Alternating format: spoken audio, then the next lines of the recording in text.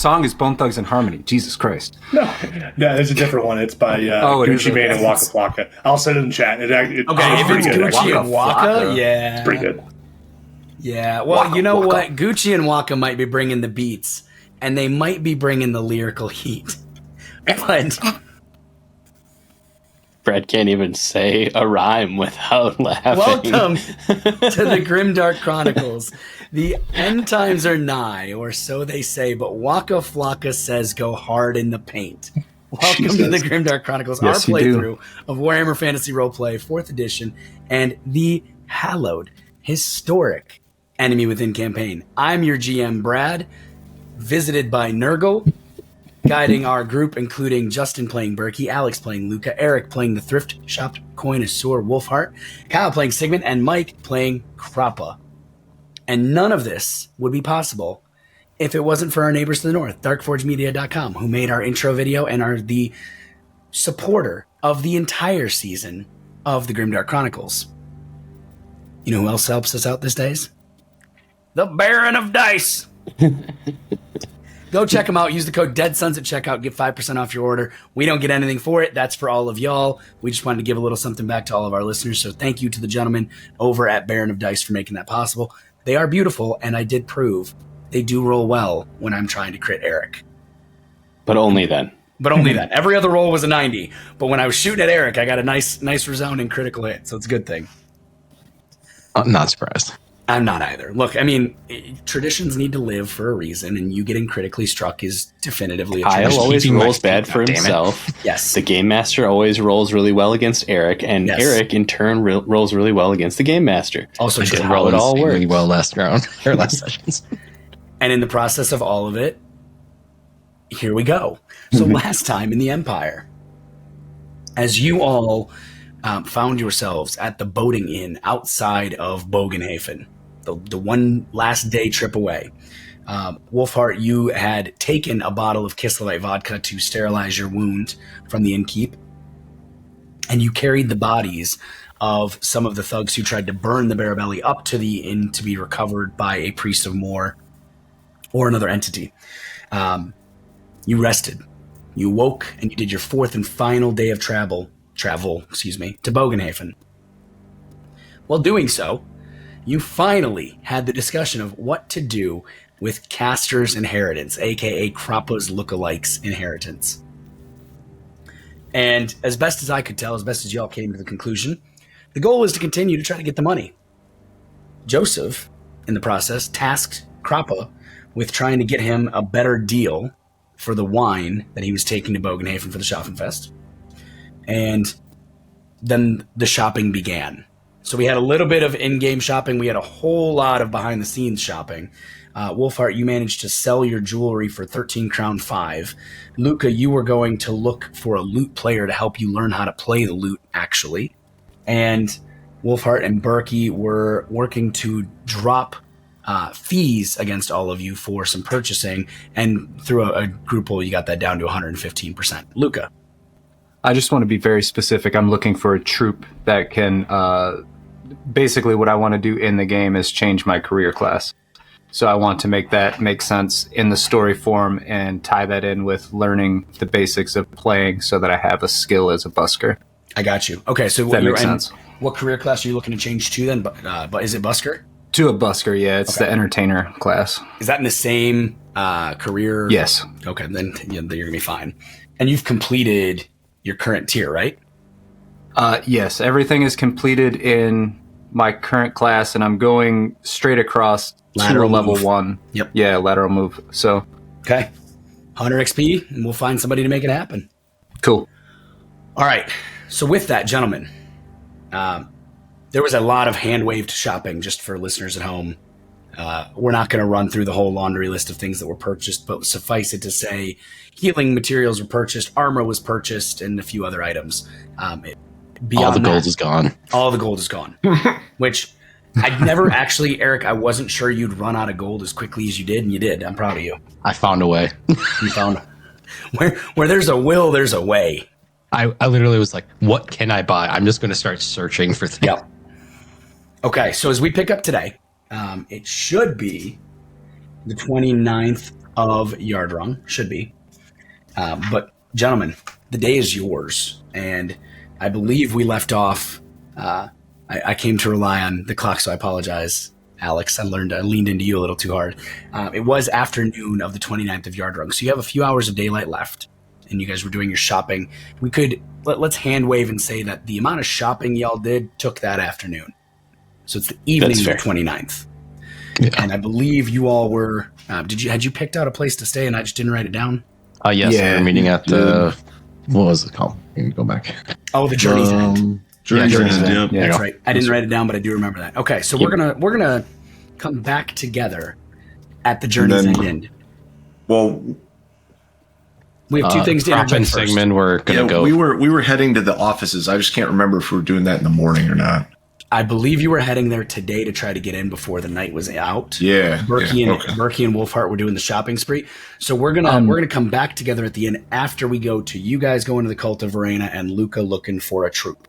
Cool. So we're gonna come back at the inn, but Burky, Wolfhart, you guys are just kind of chilling because you spent the afternoon shopping. Yep. So Kroppa, Segemund, you were looking for a library or the Temple of Verena, and lucky for you that within the Goten plots. Well, and selling or offloading the goods from the boat. And that's right. And you were looking for those were the offices that we were heading to. Oh, you were heading to a warehouse. Yes. Because wherever the offices are, I think those are co-located. But okay. So let's pick up there. Let's start with you guys heading to the warehouse. And you were heading to the warehouse of one of the 4 purchasing families. I believe it was the Steinhager family. Just double checking my notes. Yes. Sell wine to Steinhager. Look for warehouse. Yep. Okay. All right, so you're bringing in wine from the Schaffenfest. You're looking for the Steinhagers, and that's who Joseph thinks you need to go find. So as you kind of get off the boat, Burky and Wolfhart go on their shopping spree. They're on a tear. They're gone. They're out of sight. The docks of Bogenhafen, the dock area, the Ostendam, is dozens of berths and boats and just huge spaces for people to be. As you look up and down the Ostendam, it is rows and rows and rows of warehouses for storage, for maybe some production. You're not 100% sure. But as I mentioned last time, the 4 families within Bogenhafen that have purchasing power, the Steinhagers, are fairly easy to find. They've got a fairly identifiable icon. And so as you look up and down the Ostendam, it's not hard to see a warehouse with that image, which I need to find. Of course, I didn't write it down. What did I tell you it was? Was that the beer barrel? I just have... what do I just have? Just to look for a warehouse. Okay. The Steinhagers. There we go. It is a barrel. It's a barrel with an emblazoned purple S over silver. So, and again, to repeat, just kind of refresh your mind, you were told that the Steinhager family predominantly has dwarf and mining contracts with distribution of goods from Altdorf, Nuln, and Marienburg, but that's kind of where you were told was to go chat with Steinhager. So as you look up and down the Ostendam, it's very easy to see a few of these warehouses with that symbol emblazoned on the water side, the water facing end of the warehouse. You just picking one at random, or how do you want to approach this? Am I messed up? I thought we already did this. Yeah. And then we talked to somebody and figured out we could either go to the manor or to the offices. In the warehouse. The offices were in the warehouse, so that's where we were headed. I don't know which warehouse the offices are in, though. Right. Ignore me. I didn't write that note down. You're right. As you say that. So you had talked to the warehouse. So you were then heading towards the Magirius, or not the Magirius, excuse me, the Steinhager offices. So the Steinhager offices are within, it's one of the major merchant houses, and they are Probably just outside of the Adel Ring. Let me see if they're marked. And if they are, I'll point them out for you. I think they are, because you told us they're like on the north side of the Adel Ring. There it is. Yep, right here. So if you see where I'm pinging in the northwest side of the Adel Ring, that's the Steinhager Mansion. The mansion and the offices are not attached. The offices are slightly different. They are within town, but it's not hard to get directions. So as at the warehouse, as you speak with their employees, they could easily direct you on how to get to the office of the Steinhager family. It's not far away from the mansion itself. I mean, it is within the main area of the city for purchasing. So if you want to head that way, we can easily get you there. You have... Yeah. Okay. So as you begin to head out, there's the Stevedores Guild. Let me just see if their office is marked for you. No, doesn't matter. Okay. So as you head out, it's not hard to find your way towards Steinhager's office. When you kind of come up upon it, it is aligned. I guess actually it is touching Kaufmannstrasse. Okay. So it's not far off of the mansion itself. It's not far outside of the Adel Ring. You're looking somewhere in this area of, oh, there it is. It is a blue ping right there. Haha, I'm not crazy. It is marked. So the Steinhager offices are all of a block away. They are bordered on one side by the main thoroughfare, the Kaufmannstrasse, on the other side by the Kurzstrasse. It creates almost a 90-degree corner with the other side of the building kind of wrapped around another side road. So as you look at the building itself, as you approach it from the docks, you would come down past the absolutely tremendous town hall, the mansion that looms over the city proper, past the Goten Platz, going down the Platzweg. You would see the towering, beautiful Temple to Sigmar. And then you hang that right on a Kaufmannstrasse. As you come down that road, the offices are situated on that corner. Easy to see. It is,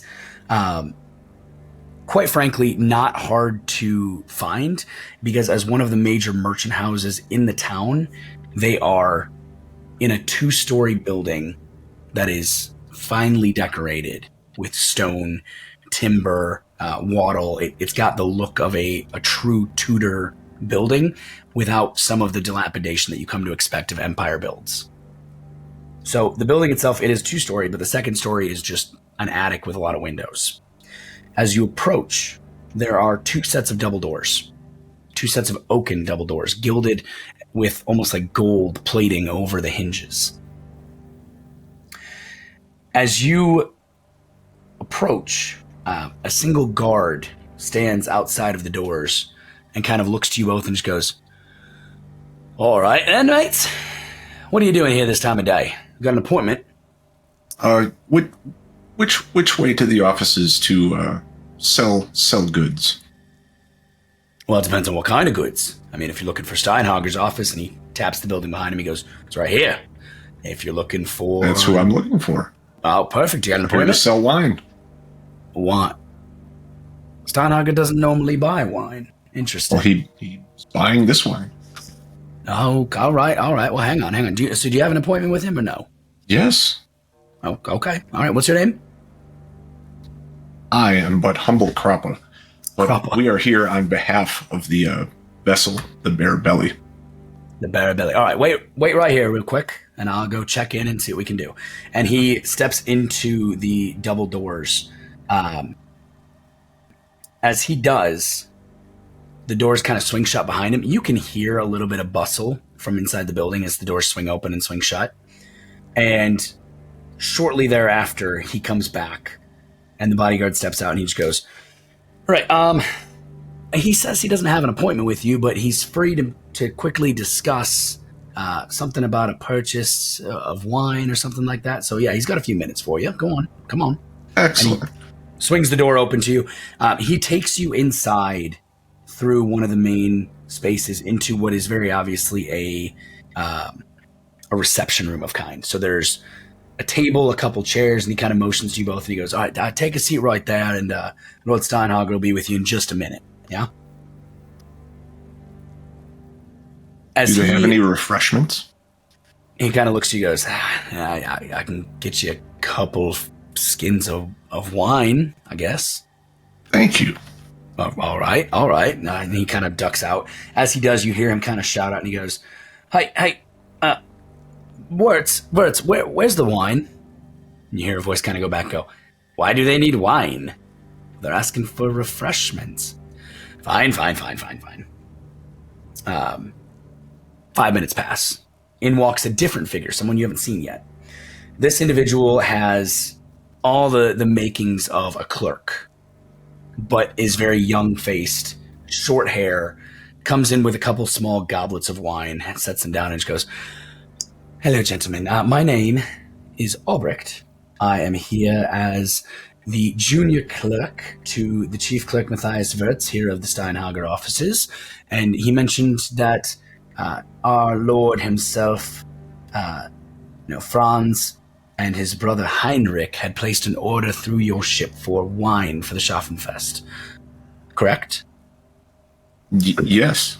Did we have a writ or anything from like Joseph for this, or was it just word of mouth? Joseph just had a word. He had an order form, but it wasn't like anything he was going to have because it's sitting on the paperwork for the wine to be unloaded. Okay. I'm also assuming he told us how much he's looking to sell said boat full of goods. He was hoping to get anything more than the actual contract. So the contract itself was for the entirety of the boat, which would be dozens of barrels filled with bottles of wine. He was looking to probably bring in, let's see, 45 barrels, 10 bottles apiece, 10 silver apiece, 100, 4,500 silver, which would equate out to 250 crowns or so. Is that right? Is my math right? Yeah. Somewhere around the 225 crown mark is what he's expecting to bring in. 225. And that's for the total haul. That includes everything he's paid for the tolls, what he's paid you, all the dinners, everything else. So overhead wise, he's probably looking at a profit of maybe 15 crowns after, because he had to purchase the wine as well. So the way trade works here is he had to buy the wine, he had to haul the wine, and then he sells the wine. So any percentage higher is a win in his book, he had said. And so Albrecht looks to you and he goes, right, so as a junior clerk, my job is to help negotiate any problems. Is there a problem with the load or a problem with the deal? Absolutely. I'm going to look really confused, kind of like, why am I even speaking to the dude who brought me wine? No, there's no issue. We're here to complete the business. Oh, well then excellent. That's quite easy. And he reaches into a pouch at his side and pulls out a small ledger book. And you hear as he kind of just goes and flips through a few pages and he goes, Barabelli, 45 barrels of wine, net payment 225 gold upon delivery. If you could just, and he turns the book and pushes it across and pulls out a small little quill and inkwell and goes, if you could just sign there, please. So I'm not signing shit. I am going to consult with my lawyer. Is anything written here about the assaults, the attempted sinkings, the shakedowns that occurred along the river? Is any of that noted?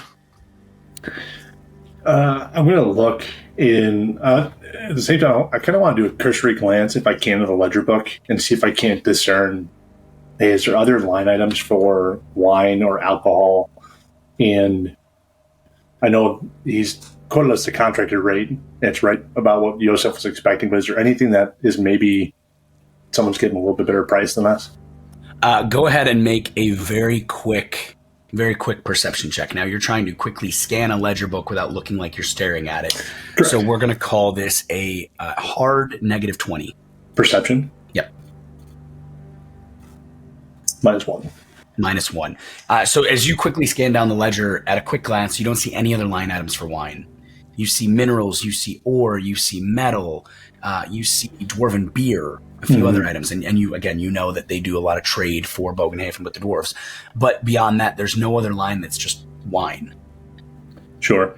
So I'll take a glance and say, yeah, everything seems to be in order. There is, to mention, but my compatriot here brought up is we were way late on the route to make this delivery. And thankfully, none of the cargo and inventory is damaged in any way. Excellent. And I would like to spin him a brief but very pumped up yarn about what happened and try and get him to sympathize with our situation. Perfect. Yeah. 2 highlights. Number 1, you are talking to a individual who has identified himself as a junior aide. He appears to be like 16. Yep. Number 2, give me, Kroppa, a charm test, and I will give you a average plus 20 on it. Dude, you went up the stream uphill both ways the whole deal. Right. Physics be damned. I wrapped my feet in newspaper and kicked behind the boat to beat the current. Marginal success. Okay, with a marginal success. So as you begin to spin this yarn, Albrecht looks to you and he goes, my, that sounds rather exciting. Significantly more so than my life here as an aide. I tell you what, I am not authorized to change payment. However, your tale it's quite enthralling and quite dangerous. Let me grab my father and see if we can't, make this a little more worth your tribulations. That is And much here's so appreciated. much. He kind of opens the door and he goes, Father. You hear a much deeper, a little bit gruffer voice go, yes, Albrecht, yes. And he goes, could you come meet with these folks, please? They've had quite a rough time bringing us the wine for the Schaffenfest. Oh, Joseph's men off the bare belly. All right. And you watch as a man leaves another office where he is tucked away out of sight, and he steps into view, and Kroppa, he could give you a little bit of a fight for your girth. Now, he's not quite as big, but he's a big boy. He's got the large neck of being overweight. He's got absolutely no defining jaw, let alone chin. He wears the flopped hat with the feathers of, the merchant class, but he is short, gray-haired, and as he walks out of this office, he comes out with the sideways waddle because he can't walk forward very well. So he kind of waddles over and he steps into the room and he goes, gentlemen, excellent. Very good to meet you both. My name is Franz Steinhager. I am the... was this Franz that I just explained? I'm sorry. Yes, this is Franz Steinhager. Yes, I'm the individual here, the head of the Steinhager family affairs. I work with my brother, Heinrich. Now, quick question for you. What were you saying, Albrecht? How? And Albrecht just goes, well, and he starts rattling off the tale you've told Kroppa at a teenager's speed, and Franz goes, all right. Now, puts a hand on his son's shoulder and he goes, son, what were the 3 things I told you had to learn as a junior clerk to begin to get ready to take over the office? Do you remember?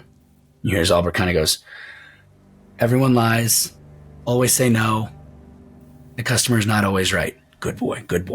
Now, gentlemen, my contract with Joseph accommodated for all of these items, the danger, the waylaying, the tolls, the overnighting. There is a reason why we are paying the premium price we are for this affair. We are going to take this wine and ship it over to the Schaffenfest and turn it there. That said, if there is a disgruntlement over the fee, I do understand, we could throw in an extra, we'll call it 5 crowns, just for the danger that you underwent. But beyond that, we can't do much more. This is a tight market, tight ratios. The Schaffenfest has put a strain on everyone, and the Steinhager family is no different.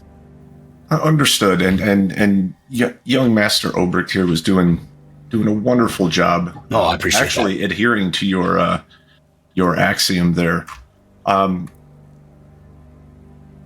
like to counter a little bit more and I'm all roll ears. some dice. That's what I want to do. And Maybe you I'm guys not should going to go sumo much wrestle more. for I'm it. just going to, we'll say 10 crowns. Well, let's not forget that we were molested by, who was it, the Gruber thugs at the tolls. Oh, yes. I forgot about those. Waylaid and molested. 5 crowns, generous, albeit Franz, but I think Kroppa has an argument otherwise. All right. I need to check one thing, because this man has a lot of social items, and then we're going to roll some dice. Bring I still it. think you guys should sumo wrestle over it. That would be entertaining. Can you imagine? Let the scales decide. The earthquake of Bogenhafen. Bogenhafen was no more. All right. Hell So yeah. Kroppa, as you begin to go into the, we're gonna hand wave this a little bit and get to some dice rolling. As you kind of press to push him from the 5 to the 10, the conversation takes a spin, and you begin to have the true. You're getting the sales spiel, the tight margins, the ratios, the this, the that. So what I need you to do is you're gonna roll a haggle test, and it will be opposed. Is there any way I can assess? What? Yeah, I don't think you need to. Don't need to. Don't Nice. need to. That said, I will give you take another +1 success level for Sigmund assisting, so it'll be a +7. Holy +7. Hell So yeah. we got. I know we got Foundry running. We got to get back in the habit for Open anybody who that- doesn't Oh, yeah. understand what the hell we roll. Or +7 now. So 6 under 60 from. I was plus- startled by a single digit roll. Excuse me. I'm shocked. I don't think I can do better, but we're gonna find out. Ball?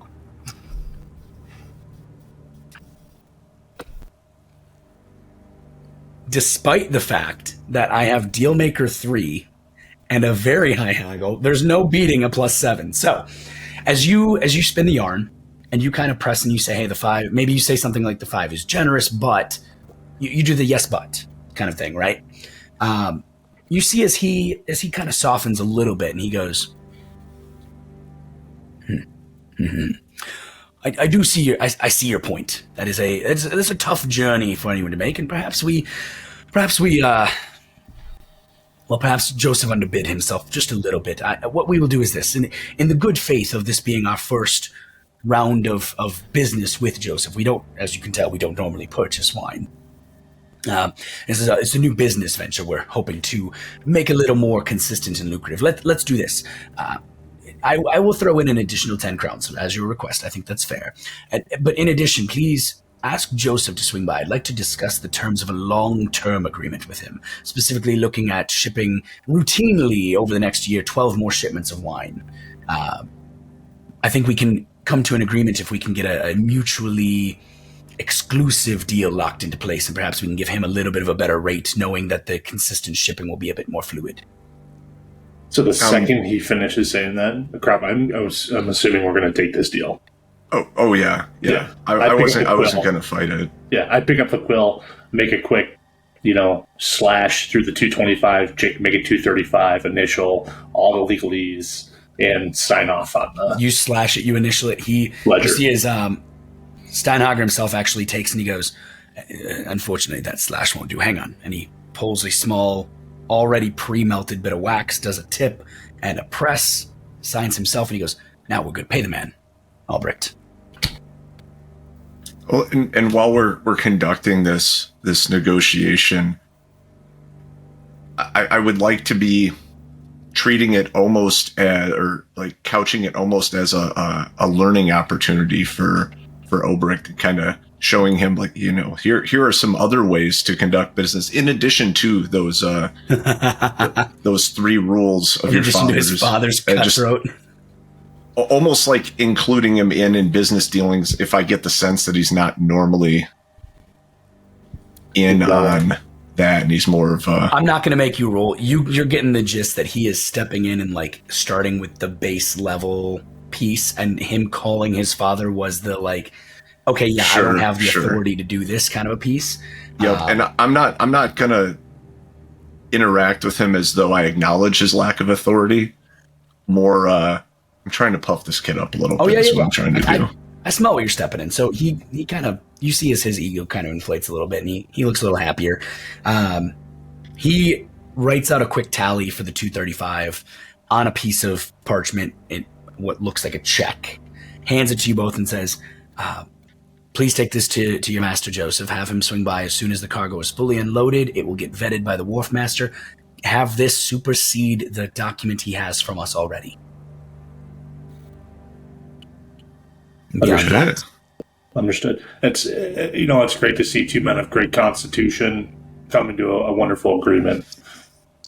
As you say that, Steinhager, who has started to waddle out the door, turns around and goes, tell my wife about my great constitution. She seems to think I should lose a bit of it. I tell her to take it easy.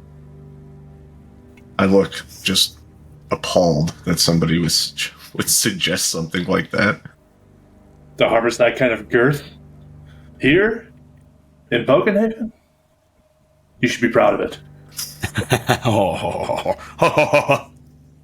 All right. So jiggle.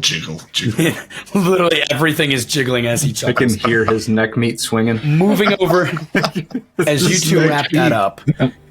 We're gonna hand wave. Do you guys have anything else? I know you got to go to the Verena Temple next, so we'll come back to you. But just to make sure I'm following, here Verena Temple Inn, or here Verena Temple Boat Inn, or some other order. Is Joseph meeting us at the same inn, or you could have said that you would, you could have said that you had him meeting you there. That's fine. He needs a place to stay too. Just to make that kind of logistically easier. I thought he always stayed on his boat. By stay, I mean get really drunk. Okay. He will absolutely sleep on the bare belly, but he still has to consume alcohol somewhere. Okay, and this like we're not carrying this wad of money around, right? No, you're carrying a piece of parchment. Check, okay, essentially. Got it. Because the load is not yet unloaded, and because you're not Joseph, you got to check. That goes to Joseph to come back to the offices to redeem payment. I just want to make sure, because I wasn't about to be walking around. I would heavily tell you if you had 200 gold in your pocket. Yeah, thank you. The more likely option is what's going to happen is that you'll give it to Joseph. He'll take it back to the docks and be paid at his boat. So if you had 200 gold in your pocket, Wolfhart would just come and knocking. Yeah, he'd smell it. Would just appear out of thin air. I hear you got something, sir. 235. 235. That's a fat stack of gold in this world. No doubt. It is.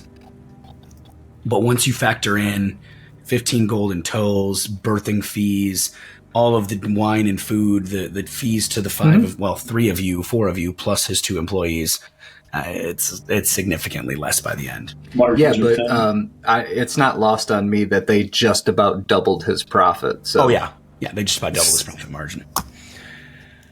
All right. Luca. Yeah. You were making your way to the Schaffenfest, which was not yet set up today. But when we left off, I said you could go in and try to wander to see if you could find a troop. So what I need you to do is you have a choice here. You can gossip, you can use intuition, you can use perception. But whatever you choose to use, it's challenging +0. I need to know which one you're using, and it will have a different impact on what you find, whether you fail or succeed.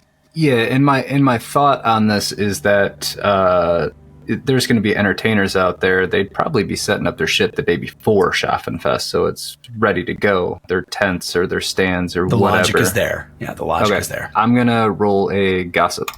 Okay, give me a gossip check. Yeah, I'm going to use a fortune. Okay, use a fortune. I rolled at 89 over 60. -1. That's +5. That's 19 better. under 60. So with an impressive success, you make your way over to the Schaffenfest.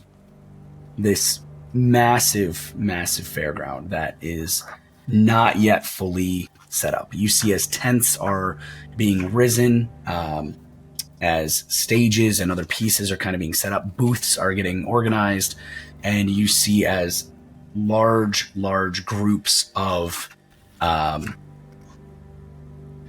I guess wagons, for lack of a better term, are starting to kind of organize. You see as there are 3 different circles of wagons that are kind of setting up. You also see in the far east end, as you kind of begin to gossip and wander, and as you chat with people, that there are jousting lists that are being organized. Now, You do find, through some gossip, that there are a few townspeople who have decided to set up an impromptu sideshow and are starting to put together a tent there. That's one option.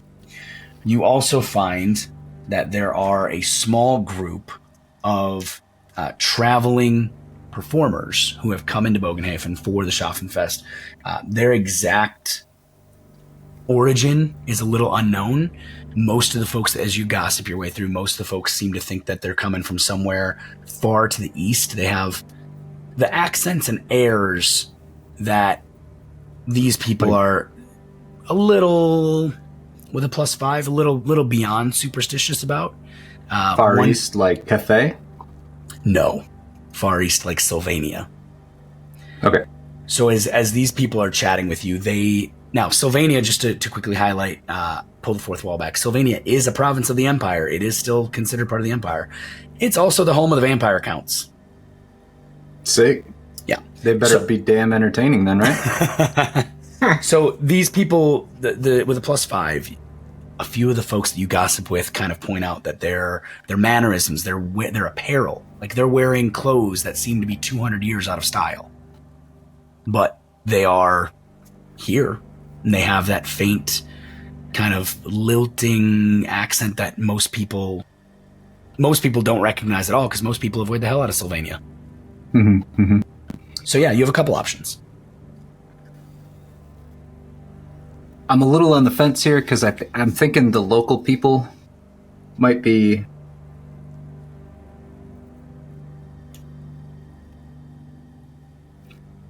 I'm trying to decide if these people would be more welcoming the foreigners because people don't approach them as often, okay, or if they'll have the opposite air about them. But I guess I won't know until I try. You're never going to know till you try.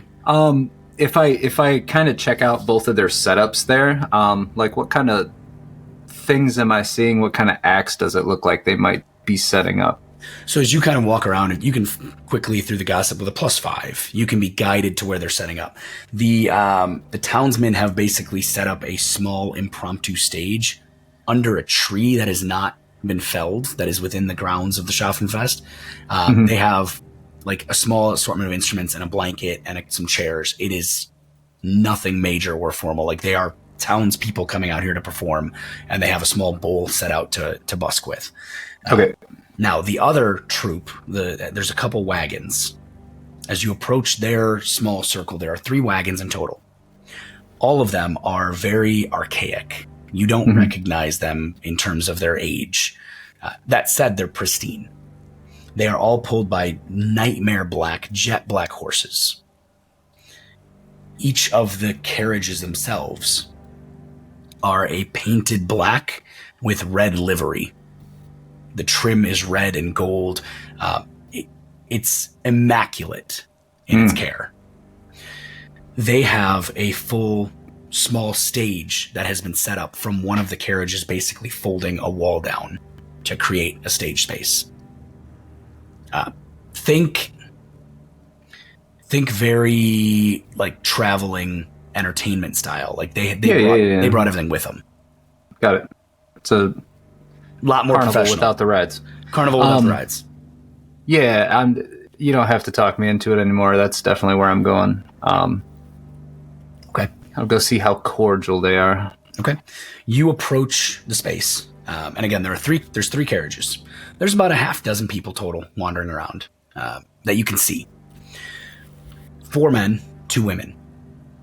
One of the men is dressed in all brown with a small, like just a red cloak over his shoulder. He's got very pale skin, jet black hair.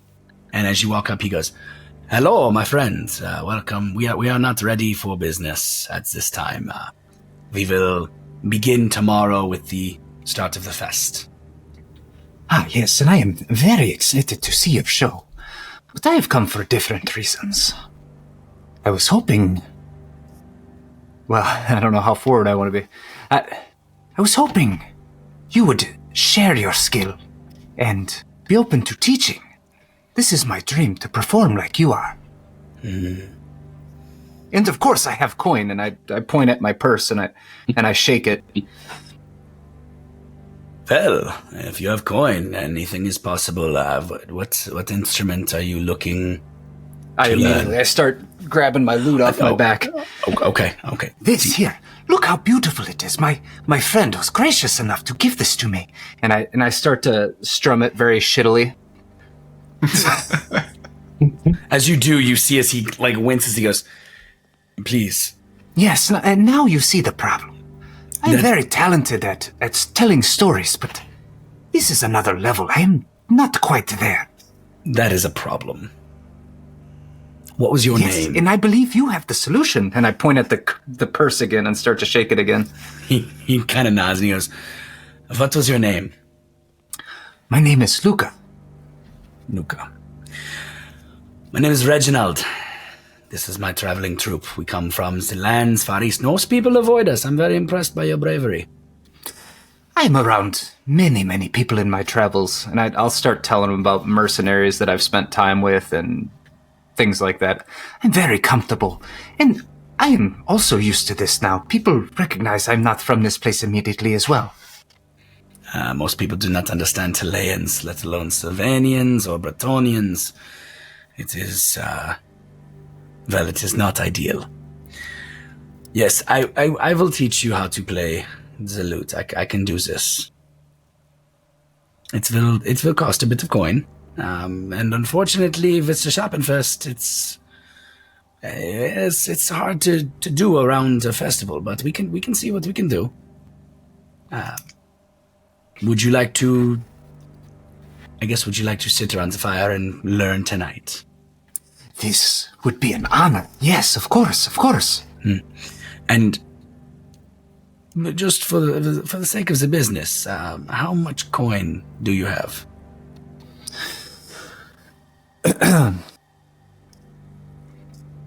Well, what would you normally charge somebody for this? No, I've never charged anyone for this. I've never done this before. This is new to me. And new to me. I tell you what. I have no idea what level of currency what I'm asking would warrant. Oh, but we're gonna lean into some endeavors, and we're gonna see, because there's an endeavor similar to this, and it's normally meant for after a adventure. We can amend it to be what you might be able to start learning. I want to be open and trusting to this guy. I also don't want to be like, I have this many gold. Would you like to rob me? You should never tell anyone. My first thought was like, he's just gonna rob you blind. You saw how shaky my purse is. Would you like to have it? It made a heavy jingle. Mm-hmm. Okay, so we've got...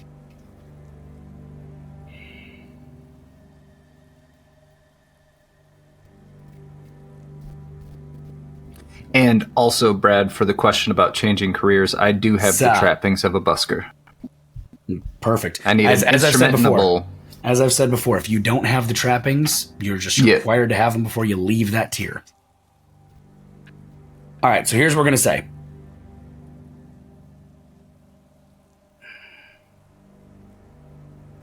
We're going to use unusual learning. Okay. It's normally used to train a talent that you have absolutely no right to learn, something cross-class. However, we are going to use that instead. The way I see it is like, the lute. I'm not looking for this guy to teach me how to play music. I have a guitar and I'm like, show me how to read a tab. Oh yeah, That's he's not going to teach you how to play music. He's going to teach you how to do the basics so you can learn how to suck. And then, of course, I'll fill in the rest over time. That's why I think one night's going to be fine. He looks to you and he goes, call it, let us say 12 silver. I pull out 15 silver and hand it to him. Beautiful. Come sit. You'll be blessed. Come sit. And he rolls out a couple of small tables. You hear as he calls, he goes, Marie, bring some wine, please. And tell Vlad that we are here. He just to not worry. We're just going to teach this young man how to play a bit of lute.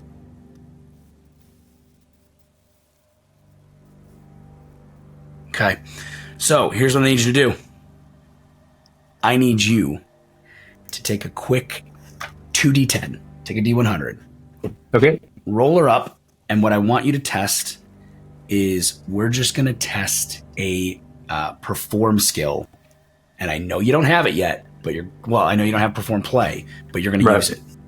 So you can't use your advances in perform storytelling. Just roll a D100. Just roll a perform check, the D100. 27. All right. What would your perform skill be with no advances?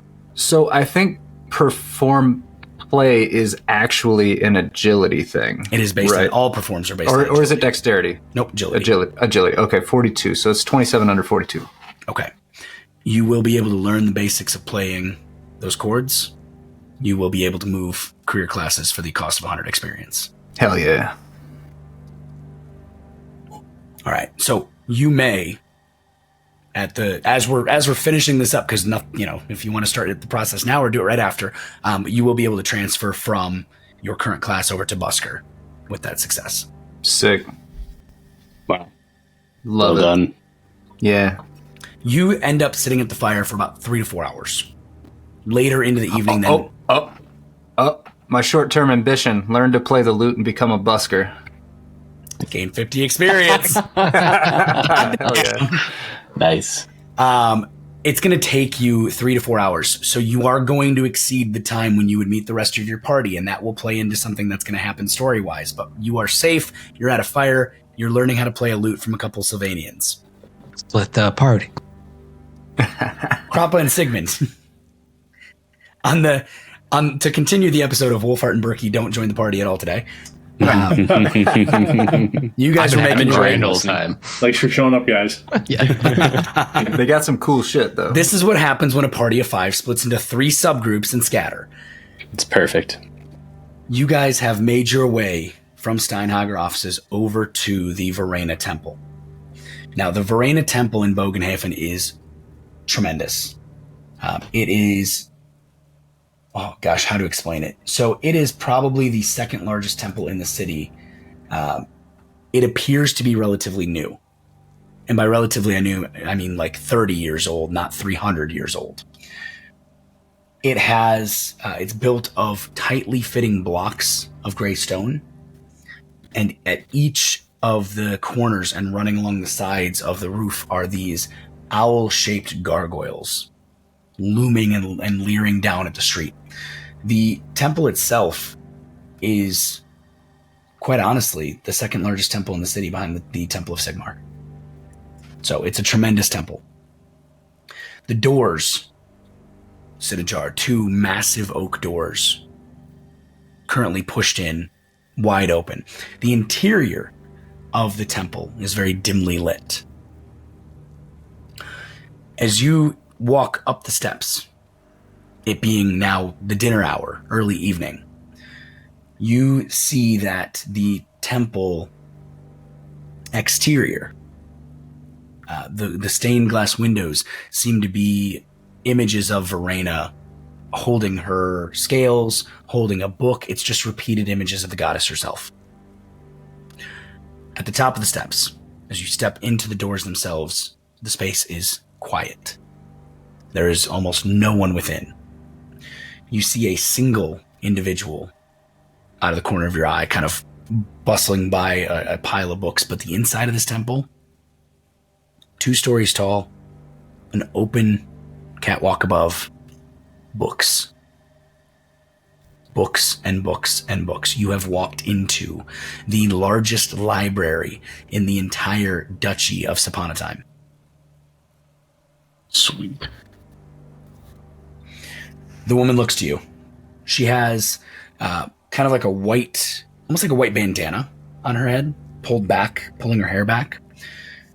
Like large wrinkles under her eyes, looks very almost sleep deprived.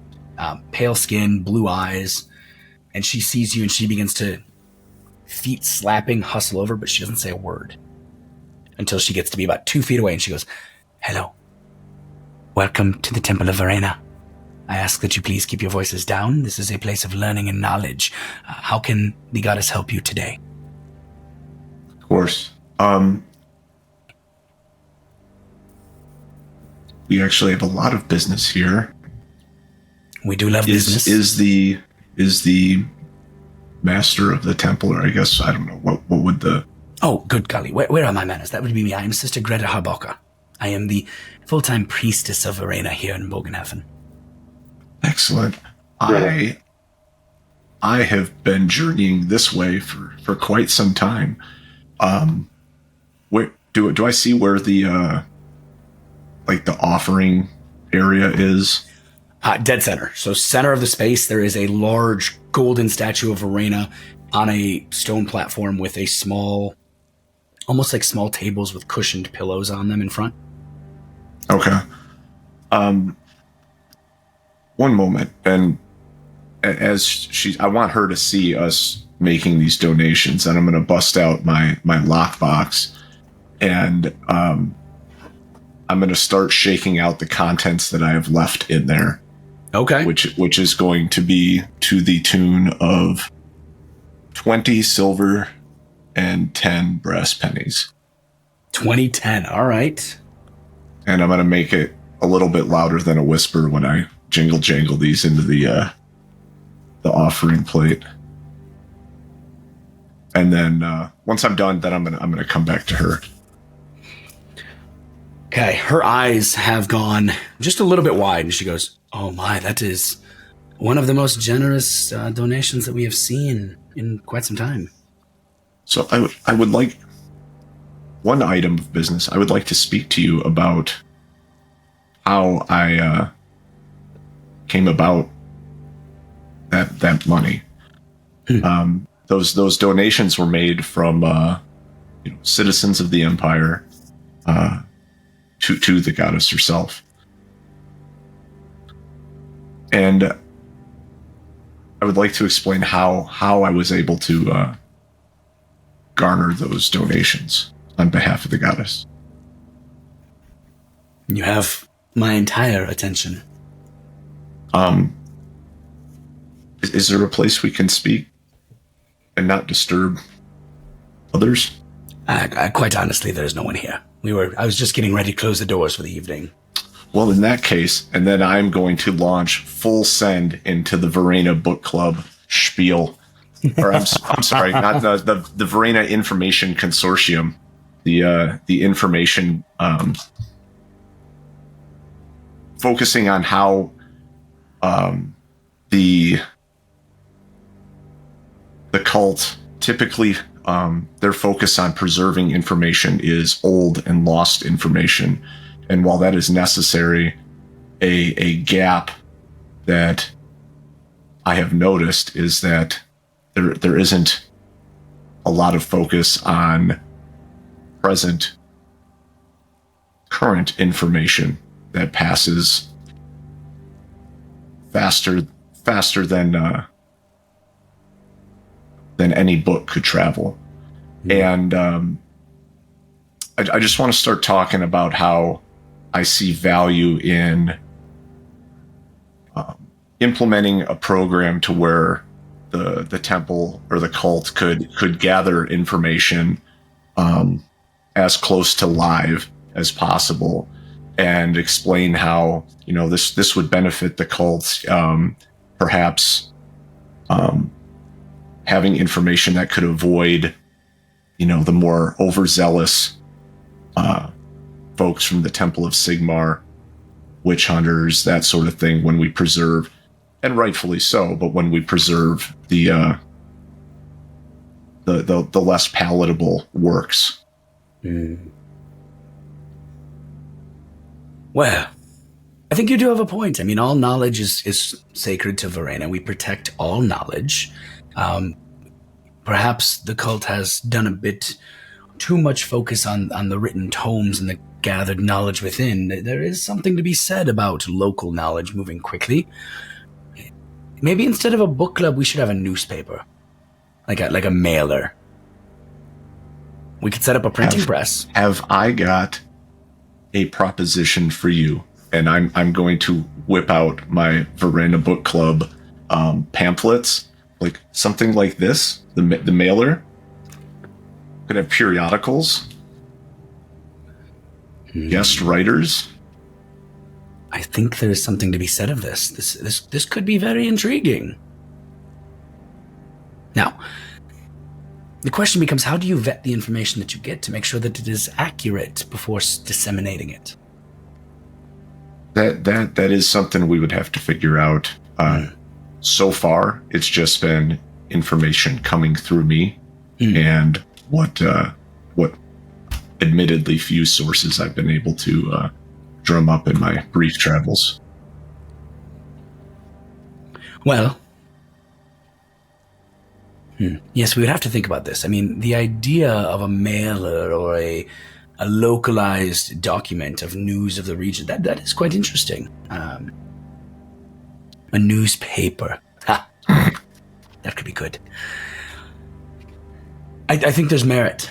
I think it's a great idea. The logics, the fundamentals are the part that I struggle with. I mean, you know, the goddess herself would want us to protect the knowledge and ensure that what the people have access to is accurate. But that said, the expedition of accessibility... But also us doing our due diligence of cult, ensuring its accuracy. Surely you see the benefit to the cult in that. Oh, absolutely. I mean, look, and she kind of motions around her. She goes, do you think I've read every one of these tomes to ensure they are literally accurate before people peruse them? No. That would be many lifetimes of work. Also, please, don't judge the state of this temple compared to others. I know that many have their libraries as a smaller antechamber.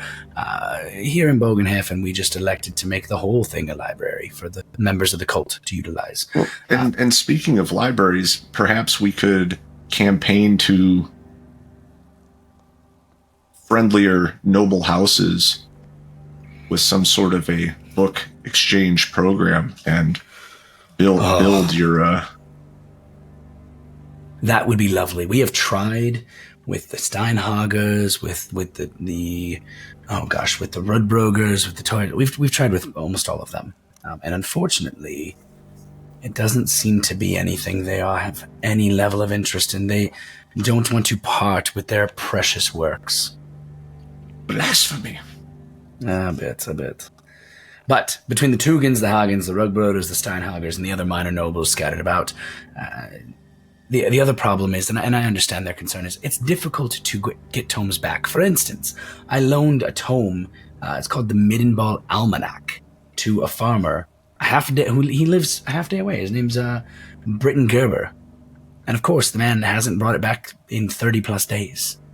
That's a difficult thing to ask a noble to potentially part with their own goods for that long as well.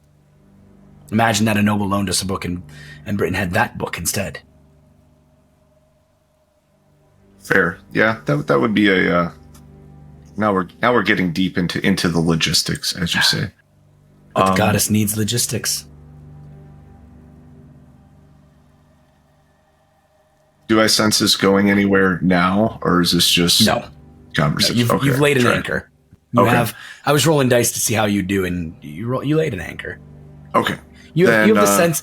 If I couldn't make it clear enough with my inability to fully reflect my voice properly, she's definitely intrigued by the idea of a paper of news that would spread on a regular periodic timeline. Solid. Okay. Then I'm gonna transition over. Our other reason for being here is my friend and I. We're actually engaged in a bit of genealogy, and we'd like to see if any information you have. And I've got a let's see, what do I want to start? Any works on the Nuln military? As you know, the goddess abhors violence as the last answer. But yes, we do have some pieces on the historical growth of the Nuln gunnery school. Very, very small pieces, but yes. And then, Brad, I was reading through these these notes and all that. It says that the baronet who Castor's supposed to be getting the inheritance from, correct, late town of Ubersreich.